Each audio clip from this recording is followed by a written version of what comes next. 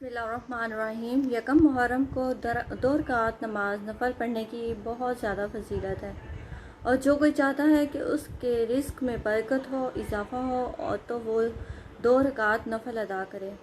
2 रकात नफल इस तरह अदा करने हैं कि पहली रकात में सूरत फातिहा के बाद 1 मरतबा आयतुल कुर्सी और 3 मरतबा सूरत इखलास पढ़नी है और दूसरी आयत में सूरत फातिहा के बाद 1 मरतबा आयतुल कुर्सी और 11 मरतबा सूरत इखलास पढ़नी है। और फिर नमाज मगरिब के बाद 2 रकात नफल नमाज अदा करेंगे और वो इस तरह करेंगे कि पहली रकात में सूरत फातिहा के बाद सूरत इनाम पढ़नी है और दूसरी रकात में सूरत फातिहा के बाद सूरत यासीन 1 मरतबा पढ़नी है और अपने रिस्क के लिए दुआ मांगनी है। बफज़्ल बारी ताला अल्लाह पाक उनकी तमाम मुश्किलें आसान करेंगे और उनके घर में खुला वसी हलाल रिज़्क़ अता होगा। आमीन। जज़ाकल्लाह।